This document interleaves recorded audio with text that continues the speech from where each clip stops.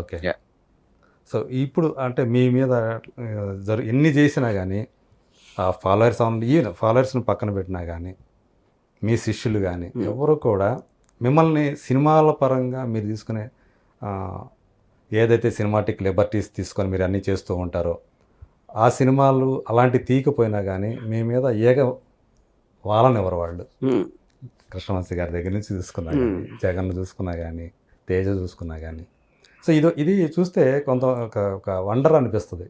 ఒక పక్క ఇంత ఆయనకి వ్యతిరేకంగా మాట్లాడేవాళ్ళు చాలా అపోజ్ చేసేవాళ్ళు ఉండగా మీ శిష్యులు మళ్ళీ మిమ్మల్ని ఫాలో అవ్వరు, కానీ మిమ్మల్ని మాత్రం ఒక్క మాట అంటే మాత్రం వాళ్ళు ఒప్పుకోరు అసలు. I mean that could be because they know me as a person.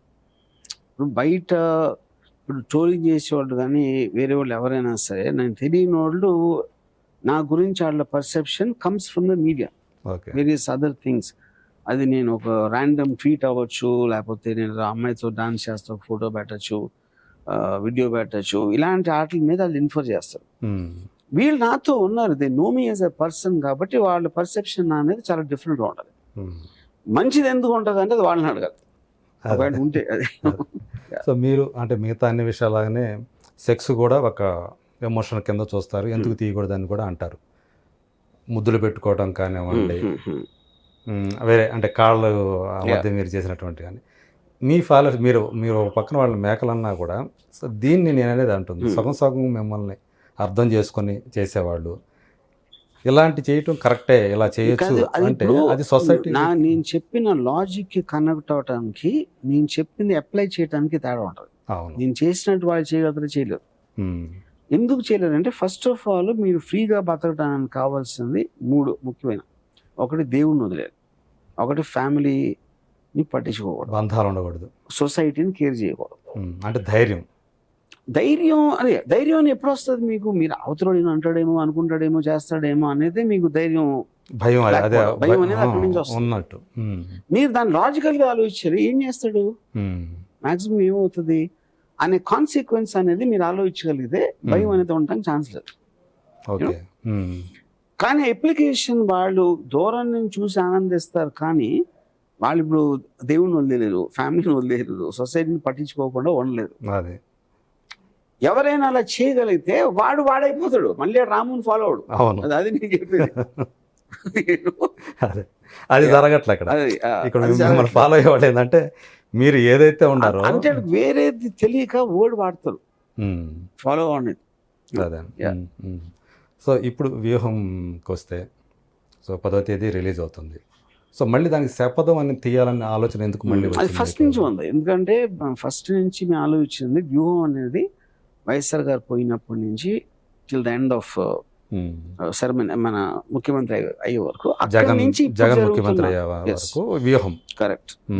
ముఖ్యమంత్రి అయినప్పటి నుంచి ఇప్పటి వరకు ఏమేమి జరుగుతున్నాయి అనేది చెప్పడం. ఓకే. సో కాబట్టి ఇప్పుడు ఇది కూడా సిబిఎన్ ప్రస్తుత వ్యవహారం కూడా మీరు సినిమా రిలీజ్ చేసే టైంకి ఎంతవరకు వస్తే అంతవరకు ఉంటుంది. అంటే ఎప్పటికప్పుడు మారుతూ ఉంటుంది స్క్రిప్ట్ అనుకోవాలి కదా, అంతే కదా? మారదేమి ఉండదు. అంటే సెకండ్ పార్ట్ నేను న్యూస్ ఫాలో అవుతున్నా, న్యూస్ లోంచి తీస్తున్నా cinema second part. Okay. So అంటే మీరు అప్పుడు ఆ న్యూస్లోంచి కథ మీరు అల్లుకుంటున్నప్పుడు దానిలో ఆ సజీవత్వం అనేది ఉంటుందా? అది కూడా ఇప్పుడు న్యూస్ అనేది రిపోర్ట్ చేస్తుంది, అవును, సినిమా అనేది బిహైండ్ ద సీన్స్ క్యాప్చర్ చేస్తుంది. అది తేడా. బిహైండ్ ద సీన్స్ కూడా మీరు చెప్పొచ్చు న్యూస్ లో, కానీ మీరు క్యారెక్టర్స్ మాట్లాడుతూ ఉంటే ఇంటరాక్ట్ అవుతాను చూస్తే దాని ఎఫెక్ట్ కంప్లీట్లీ డిఫరెంట్ ఉంటుంది. సో శపథం మీ లాస్ట్ పొలిటికల్ మూవీ అని స్టేట్మెంట్ ఇచ్చారు ఆ రోజు. దాని మీద నిలబడతాను సార్ అని చెప్పేసి నిలబడతానని అంటానండి. ఇప్పుడు ఆ రోజు అనిపించింది, కానీ నా పాయింట్ ఏంటంటే mostly it will be true, ఎందుకంటే నాకు ఇంట్రెస్టింగ్ సబ్జెక్ట్ మ్యాటర్స్ పొలిటికల్ అన్ని అయిపోయినాయి. Okay. NT Ramarao viceroy my favourite subject. So బీజం పడింది అక్కడ. కరెక్ట్. వ్యూ అనేది కూడా నాకు వైఎస్ఆర్ గారు పోయినప్పటి నుంచి ఉంది ఐడియా ఒక సినిమా చేయాలని.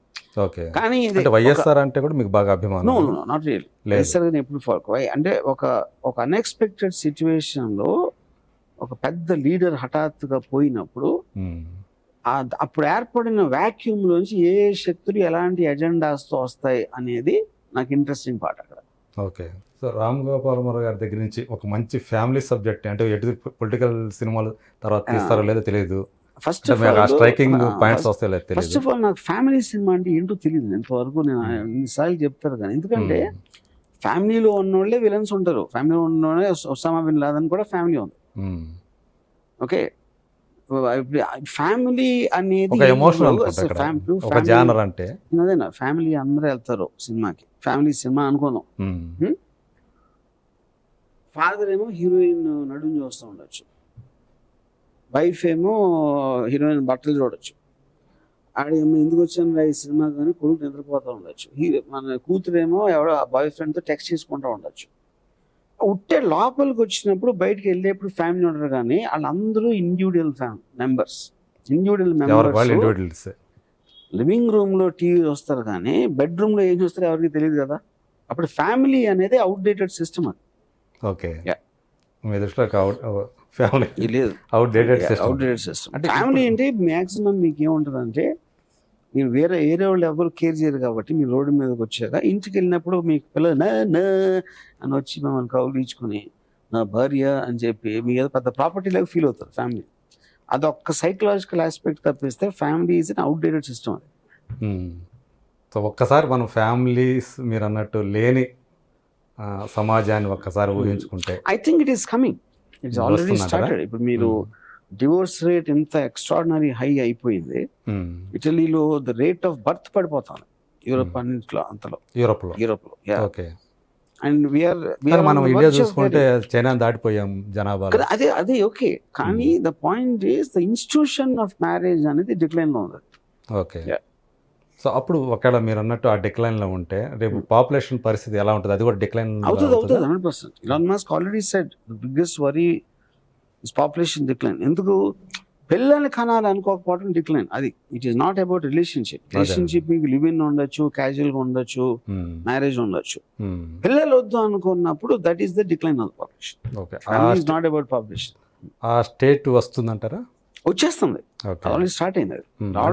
ఇదివరకు అయితే 2-3 అనుకునేవాడు, ఇప్పుడు సింగిల్ చైల్డ్ చాలు అనుకుంటున్నారు. సో రేపొద్దున అది కూడా చాలు, మన లైఫ్ మనం చూసుకుంటాం, మన పని మనం చూసుకుందాం. మళ్ళీ పిల్లలు ఎందుకు పోయిన తర్వాత ప్రపంచం ఉంటే లేకపోతే నాకేంటి, అది మనకు తెలియదు కదా. నాకు ముందు ఏమేదో తెలీదు. నేను పుట్టినప్పటి నుంచి నేను చచ్చే వరకు నాకు అది that is the only slice of world I want. అదే, సో మీకున్న ఈ ఐడియాలజీకి మీరు అసలు ఈ సినిమా అనే మాధ్యమాన్ని ఎంచుకోవటమే మీకు ఎప్పుడు అనిపించలేదా, నేను ఎందుకు ఈ సినిమాలోకి వచ్చాను అసలు ఈ ఐడియాలజీకి? నేను సినిమాలోకి వచ్చింది ఏంటంటే, సినిమా ఇదేంటి, it is amalgamation of the arts. అది ఒక మ్యూజిక్ అవ్వచ్చు, బ్యూటీ అవ్వచ్చు, విజువల్ ఆస్పెక్ట్ అవ్వచ్చు, లేకపోతే డైలాగ్, ఇలాంటి రకరకాల ఫైన్ ఆర్ట్స్ ఏదైతే ఉన్నాయో అవన్నిటి అమాల్గమేషన్ అనేది సినిమా. ఓకే, నేను కాలేజ్లో ఉన్నప్పుడు నేను చాలా షై స్టూడెంట్. నేను అమ్మాయిలను చూడటానికి నేను భయపడేవాడిని కొంచెం. సో అప్పుడు భయస్తుడు మీరు. అప్పుడు నుంచి ఇప్పుడు అందమైన అమ్మాయిలు నా కెమెరా ముందు తనివి తీరా చూసుకోవడానికి వచ్చాను మెయిన్ గా నేను సినిమాలో. అయ్యో, అవునా? అంతేగాని మంచి మెసేజ్ ఉన్న సినిమా తీసి ఆహ్లాదం కలిగించాలి, ఫ్యామిలీ ఆడియన్స్ మెప్పించాలనే ఉద్దేశంతో రాలేదు సినిమా. సో అందాన్ని క్యాప్చర్ చేయడం అది one of the main things. మగోళ్ళ బలం, అమ్మాయిల అందం, ఈ రెండు తప్పిస్తే మిగతా అన్ని టైం పాస్ అని నా ఫీల్. ఓకే, అందులో ఫ్యామిలీ సినిమాలు కూడా వస్తాయి. ఓకే, అంటే మీరు ఫస్ట్ శివ సినిమా తీసినప్పటి నుంచి ఈ యాంగిల్ ఉంది మీ మైండ్ లో. అయితే శివ, సర్కారు లాంటి క్యారెక్టర్స్ క్రియేట్ చేయటం, శ్రీదేవి, ఊర్మిళ లాంటి అందమైన అమ్మాయిలు చూపించడం, ఇది ఒకటే, ఈ రెండు, ఇదే పర్పస్కి వచ్చాను. ఓకే, సో మీరు సినిమా ఇండస్ట్రీకి వచ్చిన తర్వాత మీరు అంత బాగా అందాలని క్యాప్చర్ చేశాను అనుకున్నటువంటి యాక్టర్స్ ఎవరు, ఫీమేల్ యాక్టర్స్? అలా నేను చెప్పలేను, అంటే మీరు ఆల్రెడీ డిపెండ్స్ ఆన్ ఇద్దరు పేర్లు అయితే నాకు తెలుసు, ఒకరు శ్రీదేవి, ఒకరు ఊర్మిళ. వీళ్ళు కాకుండా అది పర్సెప్షన్ కదా. నేను ఎవరిని కాస్ట్ చేసినా నా రీజన్ అదే ఉంటుంది. కొంతమంది ఎక్కువ నచ్చుతారు, కొంతమంది తక్కువ నచ్చుతారు, అంతే.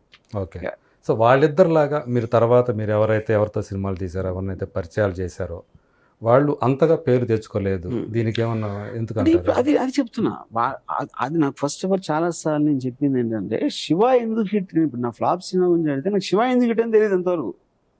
నేను చాలాసార్లు చెప్పాను, కానీ ఎన్నిసార్లు చెప్పినా ఎవరికి అర్థం కాదు. సింపుల్ ప్రూఫ్ ఏంటి, మీకు హిట్ ఎలాగో తీయాలో తెలిస్తే ఫ్లాప్ ఎందుకు తెస్తారు మీరు? సింపుల్ పాయింట్ అది. రైట్. అప్పుడు శివ ఎందుకు హిట్ అయింది అనేది మెయిన్ క్వశ్చన్. ఏదో సినిమా ఫ్లాప్ ఎందుకు అయింది అనేది మీ క్వశ్చనే కాదు. అవును. కానీ మరి అదే రామ్ గోపాల్ వర్మ శివ 30 years 25 yearsని సెలబ్రేట్ చేసుకోవడం, 30 yearsని అది సెలబ్రేట్ బేసిక్ అందరూ ఏదో అడిగారు సరదాగా చేద్దాం అని, అంతగానే ఉండేది. Yeah. నేను అసలు సినిమా ఫైనల్ మిక్సింగ్ అయ్యాక దాని గురించి పట్టించుకున్నాను అసలు. ఓకే. Yeah. సో ఇప్పుడు అంటే తెలుగు సినిమా గురించి చూసుకుంటే, సో దర్శకులు అనేవాళ్ళు ఒక ఇదివరకటితో పోల్చుకుంటే అంటే దాసరి నారాయణరావు, తర్వాత రాఘవేంద్రరావు, రామ్ గోపాల్ వర్మ ఇలాంటి వాళ్ళు తెలుగు సినిమాని దర్శకులుగా ఒక స్టేజ్కి తీసుకెళ్లారు. అంటే స్టార్స్ని మించి ఇది పలానా డైరెక్టర్ సినిమా అనిపించుకున్నారు. మళ్ళీ ఇప్పుడు అలాంటి డైరెక్టర్స్తో సినిమాలని చెప్తున్నారు, సంబోధిస్తున్నారు, రాజమౌళిను, సుకుమార్ లాంటి వాళ్ళు. సో ఇప్పుడు తెలుగు సినిమా అనేది గ్లోబల్గా వెళ్ళిపోతుంటాన్ని ఎలా చూసుకోవచ్చు మనం? ఇది ఇప్పుడు పాయింట్ అంటే నాకు ఇవాళ రోజుల్లో బ్రాండ్ నేమ్స్ అనేది ఉంటాయని నేను అనుకోవట్లేదు. ఎందుకంటే ఆడియన్స్కి ఇప్పుడు ఫర్ ఎగ్జాంపుల్ అంటే మీరు అనేది డైరెక్టర్స్ కానివ్వండి, స్టార్స్ కానివ్వండి. Okay. James Cameron biggest director of in the world. Avatar 2 వచ్చినప్పుడు అదే సంవత్సరంలో 4 సినిమాలు అవతార్ 2 కన్నా పెద్ద ఓపెనింగ్ తీసుకున్నాయి హాలీవుడ్లో. వాళ్ళ పేర్లు కూడా తెలియదు మాకు. అవును. డైరెక్టర్స్ పేర్లు కూడా తెలియదు. అప్పుడు ఏంటి అర్థం? అవతార్ 2లో మీరు జేమ్స్ కెమెరాన్ పేరు తీసేసి ఇంకోటి పెట్టిన అంతే ఆడుతుంది. ఓకే. అది నా బిలీఫ్. పేరుని బట్టి ఆడదు, పేరుని బట్టి. ఎలా ఉంది పేరు సినిమా అంతా ఇండస్ట్రీలో ఉంటుంది. జనరల్ ఆడియన్స్ లో పేరుని కేర్ చేస్తారని నేను అనుకోను. ఓకే. సో ఈ బ్రాండింగ్ అనేది అంతా కూడా ట్రాష్ అంటారు అనుకోవచ్చా? ట్రాష్ అని క్వశ్చన్ కాదు. ఇప్పుడు మనం 20 years back Sylvester Stallone, Bruce Willis, Arnold Schwarzenegger ఇలాంటి స్టార్స్ ఉన్నారు. అవును. ఇప్పుడు ఇవాళ స్టార్ హాలీవుడ్ లో స్టార్స్ ఎవరు తెలియదు నాకు. ఇప్పుడు టామ్ క్రూజ్ ఇన్ఫర్మేషన్ లాగా ఉంటది. టామ్ క్రూజ్ స్టార్ కరెక్టే, కానీ టామ్ క్రూజ్ 3 ఏళ్ళు ఒక సినిమా చేస్తాడు. మీ టామ్ క్రూజ్ నెక్స్ట్ సినిమా ఏంటి అని అడిగారు అసలు ఎప్పుడైనా? వచ్చినప్పుడు ఇన్ఫర్మేషన్ లా ఉంటది, టామ్ క్రూజ్ ఉన్నాడంట అని. అవును. మహేష్ బాబు సినిమా ఎప్పుడు వస్తుంది, ఇది వస్తున్నా, అలా అలా మళ్ళీ మాట్లాడట్లేదు కదా మనం. ఇప్పుడు కెమెరామ్యాన్ ఉన్నారు, కెమెరామ్యాన్ పేరు విపరీతంగా వినిపించారు ఆ టైంలో. ఇప్పుడు ఎవరికి తెలియదు కెమెరామ్యాన్ ఎవరికి. అవతార్ 2 అంత విజువల్ ఫెస్టివల్ కదా, మీకు తెలిసే అవతార్ 2 కెమెరామ్యాన్ మీరు అడగను కూడా అడగదు. అది నేను చెప్పేది. ఎందుకు మనకు దూరం కాబట్టి అది. సో ఇప్పుడు I'm not taking the credit away from the director. ఇప్పుడు రాజమౌళి తప్పిస్తే ఎవరు తీయలేరు, నాకు తెలుసు. అది బాహుబలి 2 అందరికి తెలుసు రాజమౌళి ఎవరు. కానీ నాకు హైపోథెటికల్ సిచ్యువేషన్ వస్తున్నా, అదే బాహుబలి 2 రాజమౌళి కాకుండా వేరే ఒకటి తీసాడు అనుకోండి, ఆ సినిమా తోటి అతనికి అంత పేరు వచ్చింది కదా. అవును. అది నేను చెప్పేది. ఆయనకి పేరు వచ్చింది కాదు, అదే విజువల్ అదే మొత్తం తీసింది రాజమౌళి బదులు ఎవరో కొత్త ఒకటి తీసాడు అనుకోండి, అప్పుడు అతనికి వచ్చేది కదా పేరు. సో ఇప్పుడు ఏంటి, శివ ఉంది, రామ్ గోపాల్ ఎవరికి తెలియదు. శివ అనే ఒక సినిమా వచ్చింది, ఆ సినిమా ఎఫెక్ట్ మొలాన రామ్ గోపాల్ పేరు వచ్చింది. డైరెక్టర్ మొలాన సినిమాకి రావడానికి, సినిమా మొలాన డైరెక్టర్ రావడానికి ఉన్న తేడా చెప్తున్నాడు. ఓకే. సో శివ అనే సినిమా వల్ల రామ్ గోపాల్ వర్మ అనే అతను తెలుగులోకి వచ్చాడు. అది నేను చెప్పేది. అదే. సో అక్కడ బ్రాండ్ ఫ్రాన్సిస్ కప్పోలా ఉన్నాడు, ఎవరిని అడిగినా one of the top 10 directors in the world, God father. చాలా మంది తెలియదండి, కప్పోలా 40 సినిమాలు తీసాడు, అందులో గాడ్ ఫాదర్ ఒకటి తెలుసు, ఆ సిరీస్ ఒకటే. అందుకని cinema is bigger than the director. నేను స్టీవెన్ స్పీల్బర్గ్ కి పెద్ద ఫ్యాన్. లాస్ట్ 10 years నేను చూడాలి తెలుగు సినిమా చూడలేదు, ఎందుకంటే ఇప్పుడు నా టేస్ట్ మారిపోయింది. ఓకే. నేను ఇప్పుడు డాక్యుమెంటరీస్ చూస్తాను, ఏదో ఫారిన్ ఫిల్మ్ చూస్తాను, లేకపోతే అది ఇది అలాంటివి చూస్తాను. అలాగే నాలాగా ఆడియన్స్లో కూడా ఎవరెవరో ఏదేదో చూస్తారు, మనకు తెలియదు. ఓకే. అది నేను చెప్పేది. సో మీరు కూడా అలాంటి ఒక అంటే ఇదివరకు చేసినటువంటి బిగ్గర్ క్యాన్వాస్ ఫిలిమ్స్ మళ్ళీ చేసే అవకాశం ఉంటే అలాంటి స్క్రిప్ట్లు ఏమన్నా? అదే పాయింట్. ఫస్ట్ ఆఫ్ ఆల్ నేను లైఫ్లో ఎప్పుడు బిగ్గర్ క్యాన్వాస్ సినిమా తీయలేదు. నేను శివ టైంలో కూడా అప్పుడు ఖర్చు అవుతున్న దాంట్లో సగం కాస్ట్లో తీసాను నేను. అది సినిమా హిట్ అయింది కాబట్టి పెద్ద సినిమా అనుకుంటారు అందరూ. నేను ఇరానీ కఫేలో, రోడ్ల మీద, గల్లీల్లో అలా తీసాను. అది పెద్ద క్యాన్వాస్ సినిమా నా లైఫ్లో. పెద్ద క్యాన్వాస్ అనేది first of all it's wrong thing. Okay. అసలు ఆ వర్డ్ వాడకూడదు. ఎందుకంటే ఏ సినిమా ఖర్చు తగ్గిద్దామని తీయలేదు కదా, ఆ సినిమా అంతే కావాలి. ఓకే. ఆ సినిమాకి అవసరం లేని ప్రొడక్షన్ వాల్యూస్ పెట్టినప్పుడే మీకు అది యాక్చువల్గా మీకు కంటెంట్ దెబ్బతింటది, మనీ కూడా పోదు. ఓకే. Yeah. సో తర్వాత రామ్ గోపాల్ వర్మ అంటే టెక్నాలజీ ఎలా మారుతుంది, ఏది రేపు పొద్దున ఎలా ఉంటుంది, ఈ ఓటీటీలు కానివ్వండి, ఏటీటీలు అనే కాదు, మీరు కూడా ఒకటి అప్పుడు ఒక యాప్ రిలీజ్ చేశారు మీ పేరు మీద. ఇప్పుడు ఎందుకని అది బ్యాక్ స్టెప్ తీసుకుంది? అది ఏది ఏది ఆర్జీవీ జూమిన్ అని చెప్పేసి. ఆర్జీవీ జూమిన్ అది నా ట్విట్టర్ ఐడియా. అది ఒక వేరే వాళ్ళ ఛానల్కి నేను కొంత కంటెంట్ ఇచ్చాను. అది నా యాప్ కాదు. ఓకే. నా ఓటీటీ కాదు. ఓకే. అంటే రేపు ఫీచర్ అంతా కూడా ఇదే కాబోతుందని ఇప్పుడు అది కదా, that is medium of display. Okay. నేను మ్యానుఫ్యాక్చర్, ఆర్జీవీ అని కంటెంట్ క్రియేటర్. సో ఈ ఫ్యూచర్లో మీరు నియర్ ఫ్యూచర్లో ఓటీటీ అనేది థియేటర్స్ని డామినేట్ చేసే అవకాశం ఉంటుంది అనుకుంటున్నారా మీరు? అది ఆల్రెడీ చేస్తాం. ఓకే. ఆ నష్టం జరుగుతూ ఉంది థియేటర్లకి. పాయింట్ థియేటర్స్ అంటే మీకు ఎన్ని మీడియంస్ ఉన్నప్పుడు మీ సెల్ ఫోన్ ఉంది, మన ఐప్యాడ్ ఉంది, లేకపోతే టీవీ ఉంది, ఇది ఉంది, అది ఉంది, రకరకాల డివైజెస్ ఉంటాయి. అవన్నీ కూడా స్ట్రీమ్ అవుతాయి. అది కంటెంట్. సో ఎన్ని మీడియంస్లో మీరు వెళ్ళొచ్చు అంటే పాత రోజుల్లో ఉట్టి ఒక శాటిలైట్ టీవీ ఉంది, దాని తర్వాత ఏదో ఓటీటీ వచ్చింది, ఇంకా దాని తర్వాత ఇంకోటి ఏదో వచ్చింది, తర్వాత ఫోన్ వచ్చింది. సో ఎన్ని mediums of communicating the content to the end user. Okay.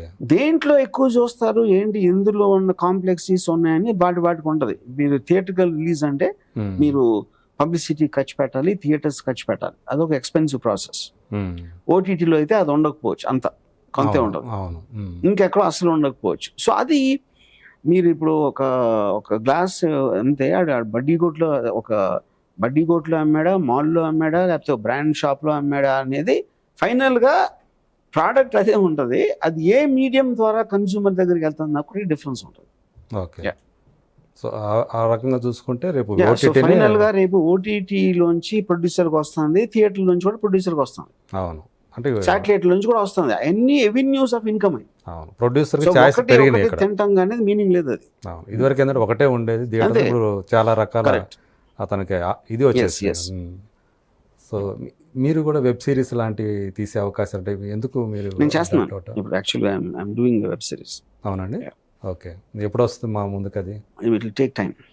Okay. Present 6 months. Okay. Start అయిపోయిందా? అంతా 2 months స్టార్ట్. సో మీరు ఇష్టపడే హీరోలు కొంతమంది పేర్లు చెప్తారు మీరు, వాళ్ళకి ఇప్పుడు దాకా వాళ్ళ యొక్క క్యాలిబర్కి తగ్గట్టు మంచి మంచి క్యారెక్టర్స్ పడినాయి అని అనుకుంటున్నారా మీరు? లైక్ మహేష్ బాబు గురించి, తారక్ గురించి కూడా చాలా మాట్లాడేవాడు వాళ్ళ సినిమాలు వచ్చినప్పుడు. So bigger than that star అన్నట్టుగా. క్వశ్చన్ ఏంటిది? ఇప్పుడు ఎవరైతే మీరు బాగా యాక్ట్ చేస్తారు వీళ్ళని చెప్పిన వాళ్ళు ఎవరైతే ఉన్నారో, మహేష్ బాబు కానివ్వండి, తారక్ కానివ్వండి, తారక్ టెంపర్ వచ్చినప్పుడు కానివ్వండి, అట్లాగే మహేష్ సినిమా పోకిరి ఆ సినిమా వచ్చిన టైంలో మీరు చాలా బాగా గొప్పగా మాట్లాడారు వాళ్ళ గురించి. సో ఇప్పుడు వాళ్ళ స్టార్డమ్ కూడా మీరు అన్నట్టు ఎన్హాన్స్ చేసేటటువంటి ఆ సినిమాలు అవి వస్తాయి అనుకుంటున్నారా, లేకపోతే దీనివల్ల ఈ ఓటీటీ ఫస్ట్ ఆఫ్ ఆల్ అది చాలా పెద్ద మిస్కన్సెప్షన్. ఓటీటీ ఇప్పుడు బాహుబలి ఓటీటీలో చూసినా, థియేటర్లో చూసినా, ఫోన్లో చూసినా అదే ఎఫెక్ట్ ఉంటుంది. ఓకే. చూసేవాడు ఎలా చూడాలనుకుంటున్నాడు పాయింట్ అది. ఓకే. ఒకడు చూసేవాడు నాకు ఎక్స్ట్రాడనరీ పెద్ద స్క్రీన్ మంచి సౌండ్లో చూడడం ఒకడు కోరుకోవచ్చు. అలాంటిది నా కంటెంట్ ఇష్టం అన్నప్పుడు ఒకడు ఎవరో చిన్న టీవీలో చూసుకోవచ్చు. ఓకే. ఇంకోటి ఓటీటీ XYZ. ఎక్కడ చేసినా తారకే కదా ఉండేది ఫైనల్గా, ఎక్కడ చేసినా మహేష్ బాబు కదా ఉండేది, అది మారదు కదా. అవును. Yeah. So I don't understand the question. అంటే ఓటీటీ ప్రాబ్లం పెరిగినప్పుడు, థియేట్రికల్ ఎక్స్పీరియన్స్ తగ్గిపోయినప్పుడు. థియేటర్ ఎక్స్పీరియన్స్ తగ్గట్లేదండి, పంచుకుంటుంది, అది నేను చెప్పేది. ఓకే. సో ఈ స్టార్స్ అనేవాళ్ళు ఉంటారా? అది సార్ మీకు డాబా ఉంది, ఒక రోడ్ మీద బడ్డీ కొట్టు దగ్గర ఇడ్లీ తిన్నారు, అదే ఇడ్లీ మీరు 5 star హోటల్లో తిన్నారు, లేకపోతే అదే ఇడ్లీ ఇంకోటి ఏదో హోటల్లో తిన్నారు, ఇంట్లో తిన్నారు, ఎక్కడికి వెళ్ళినా ఇడ్లీ కదా. అది దాని చుట్టూ ఉన్న ఎక్స్పీరియన్స్ బట్టి మీ కాస్టింగ్ పెరుగుతుంది. ఓకే. అదొక్కటే డిఫరెన్స్ ఉండేది.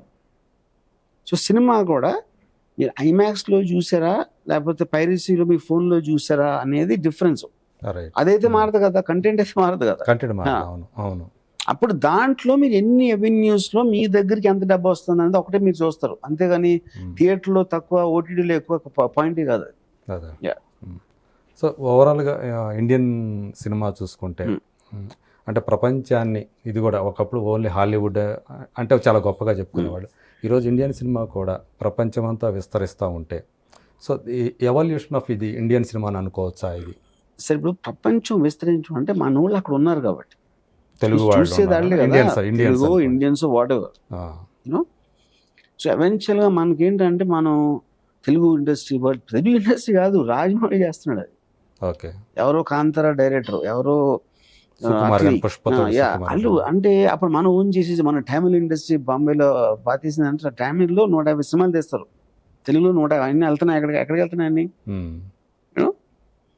సో ఇప్పుడు రాజమౌళి ఒక గుజరాతీ అనుకోండి, అది గుజరాతీలో తీసాడు సినిమా. ఇండియన్ సినిమా అదే అదే అదే నా పాయింట్. ఇండియన్ సినిమా అని ఉండదు. ఓకే. సినిమా అంటే సినిమా. అక్కడ సినిమా వచ్చేసి ఇక్కడ దుమ్ము దులిపేస్తున్నాయి కదా ఇంగ్లీష్ సినిమాలు. అవును. ఇండియాలో, జపాన్లోనే ఇక్కడ అక్కడ అన్ని చేస్తున్నాయి కదా. సినిమా అనే దానికి ఇవాళ ఉన్న టెక్నాలజీలో ఎక్కడికన్నా వెళ్ళే ఒక ఇది వచ్చింది సదుపాయం. ఓకే. దాని తర్వాత ఆ సినిమా కంటెంట్ బట్టి అక్కడ డిస్ట్రిబ్యూటర్లు ఇక్కడ ఆడుతుందా అలాంటివి తీసుకుంటారు. Same thing like a product. మీరు ప్రోడక్ట్ చేసినప్పుడు గబుక్కున్నది వేరే దేశంలో కూడా అమ్ముతారు, ఆ దేశంలో మనం ఇక్కడ కొనుక్కుంటాం. So film is a commercial product. అందుగురించి ఏ భాషలో ఏది ఎక్కడ ఆడుతో ఎవరికి తెలియదు. సో మీరు చేసి ఎన్ని ఎవెన్యూస్ పాసిబుల్ ఉంటే దాంట్లో పెట్టాలి అంతే. దాని తర్వాత ఎక్కడ ఎవరు చూస్తారు ఏంటి అనేది ఎవరికి తెలియడానికి అవకాశం లేదు. Thank you sir. ఒక లాస్ట్ పాలిటిక్స్కి సంబంధించింది. సో ఏపీలో మీ ఉద్దేశంలో ఎవరు రాబోతున్నారు? తెలంగాణలో నేను నా లైఫ్లో ఎప్పుడు ఓటు వేయలేదు, ఎవరు ఎందుకు ఓటు వేస్తారో నాకు తెలియదు అసలు. మరి వీళ్ళకి ఏం చెప్తారు మరి? అంటే ఎవరికి ఓటు హక్కు వినియోగించుకోకపోతే అతను భారతీయుడే కాదు, అతనికి ఎవరిని క్వశ్చన్ చేసే అధికారం లేదనే వాళ్ళకి వాడికి తెలియాలి కదా ఓటు ఎందుకు వెయ్యాలి అని. వాడికి ఇంప్రెషనే లేదనుకోండి ఈ క్యాండిడేట్ మీద ఆ క్యాండిడేట్ మీద. అవును. ఓటుకు దుర్వినియోగపరచదు అంటే ఏంటి దాని మీనింగ్ ఏంటి? దానికోసం నోటా ఉంది కదా అంటున్నారుగా. వాట్ ఎవర్ ఇట్ ఈస్, ఆ రెస్పాన్సిబిలిటీ మీరు అయితే ఇల్లీగల్ అనే చేయండి. ఓటు అయిపోతే జైల్లో పడేస్తాం అంటే అది వేరే విషయం. ఓకే, అది లేదు కాబట్టి. అంతేగాని బుద్ధి చెప్పడం అనేది వర్కౌట్ అవ్వదు. ఒకవేళ అది చేశారంటే అప్పుడు 100% ఓటింగ్ జరగాల్సి వస్తుంది. అది చేస్తే అది చేయరు. అదే. Thank you sir. Thank you Ramu garu. So చాలా విషయాలు నేను అనుకున్న దానికంటే కూడా ఎక్కువ సమయం నాకు ఇచ్చారు. సో మేము కూడా రేపు నవంబర్ 10న వ్యూహం కోసం ఎదురు చూస్తూ ఉంటాం.